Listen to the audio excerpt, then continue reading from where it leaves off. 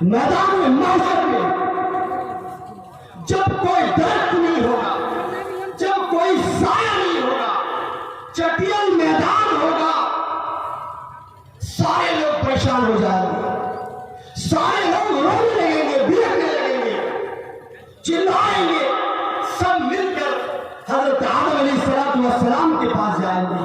آدم علیہ السلام سے کہیں گے کہ اللہ نے آپ کو اپنے ہاتھوں سے بنایا ہے، اپنے ہاتھوں سے آپ کی تخلیق کی ہے، آج میدان محشر میں ہمارا کوئی نہیں ہے، آپ اپنے پروردگار سے ہمارے لیے سفارش کر دیجئے کہ آج ہم اس مشکل گھڑی سے ہمیں چھٹکارا بھی جائے۔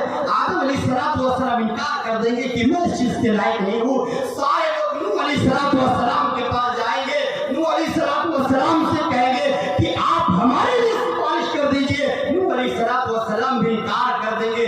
سارے لوگ موسیٰ کے پاس جائیں گے، موسیٰ علیہ السلام بھی انکار کر دیں گے۔ سارے لوگ عیسیٰ علیہ السلام کے پاس جائیں گے، عیسیٰ علیہ السلام بھی انکار کر دیں گے۔ آخر میں سارے لوگ ہمارے آخری نبی جناب پاک محمد عربی صلی اللہ علیہ وسلم کے پاس آئیں گے اور آ کر اللہ کے نبی سے کہیں گے کہ اے اللہ کے نبی، آپ ہمارے لیے سفارش کر دیجئے اپنے رب سے، اپنے پروردگار سے کہ آج اس مشکل گھڑی میں ہمیں نجات ملے۔ اللہ کے نبی فوراً تیار ہو جائیں گے اور سجدے میں گر جائیں گے، سجدے میں گر کر اللہ کی حمد و ثنا بیان کریں گے تو اللہ رب العالمین کہے گا یا محمد ارفع، اے محمد آپ سر اٹھائیے، مانگنے دیا جائے گا، شفاعت کیجیے، شفاعت قبول کی جائے گی، آپ جو کہیں گے آپ کی بات مانی جائے گی۔ تو اللہ کے نبی سر اٹھائیں گے، زبان پہ ہوگا یا رب امتی، یا رب امتی، اے رب میری امت کو بخش دے، اے رب میری امت کو معاف کر دے۔ تو اللہ رب العالمین کہے گا جاؤ اے محمد جاؤ، جس کے دل میں چاؤ کے برابر ایمان ہو اس کو نکال لیجئے۔ ہمارے اور آپ کے آخری نبی جناب پاک محمد عربی صلی اللہ علیہ وسلم جائیں گے اور جس کے دل میں چاؤ کے برابر بھی دانہ ہوگا اس کو اللہ کے نبی نکال لیں گے۔ نکالنے کے بعد پھر سے گر جائیں گے، پھر سے اللہ کی حمد و ثنا بیان کریں گے، اللہ رب العالمین کی تعریف کریں گے اور پھر اللہ رب العالمین کہے گا یا محمد ارفع راسک، اے نبی آپ سر اٹھائیے، مانگنے دیا جائے گا، شفاعت کیجیے، شفاعت قبول کی جائے گی۔ اللہ کے نبی سر اٹھائیں گے، زبان پہ ایک ہی شبد ہوگا یا رب امتی، یا رب امتی، اے میرے پروردگار میری امت کو بخش دے، اے میرے پروردگار میری امت کو بخش دے۔ اللہ کہے گا کہ جاؤ، جس کے دل میں رائی کے دانے کے برابر ایمان ہے اس کو نکال کر لاؤ۔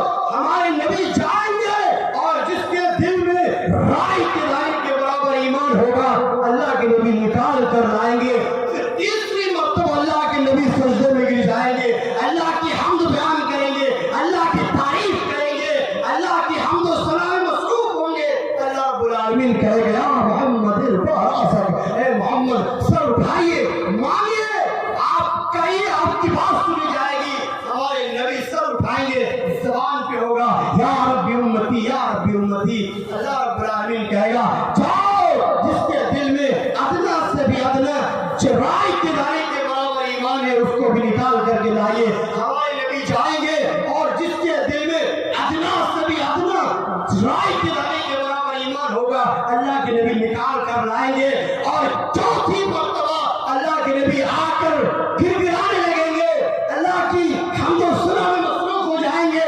اللہ رب العالمین کہے گا یا محمد ارفع راسک، اے نبی آپ سر اٹھائیے، مانگیے جو آپ کو مانگنا ہے، آپ بولیں، آپ شفاعت کیجیے، آپ کی شفاعت قبول کی جائے گی۔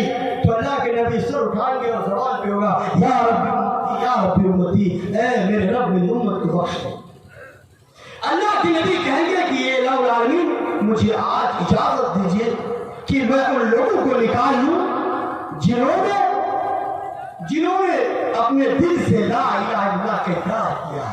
تو اللہ تعالیٰ کہے گا اے محمد یہ آپ کا کام نہیں ہے، مجھے اپنی عزت و کبریائی کی قسم کہ میں ان لوگوں کو ضرور نکال لوں گا جنہوں نے کلمہ طیبہ لا الہ الا اللہ محمد رسول اللہ صلی اللہ علیہ وسلم پڑھا ہے۔ تو میرے بھائیوں، ہمارے اور آپ کے لیے جنت کی بشارت، جنت کی خوشخبری ہے کہ ہم اپنے دل سے لا الہ الا اللہ محمد رسول اللہ صلی اللہ علیہ وسلم کے اقرار کریں، اور جو دین، جو دھرم تمام نبیوں کا رہا ہے، تمام رسولوں کا رہا ہے، اس دین پر ہم لوگ چلے، لا الہ الا اللہ کو اپنی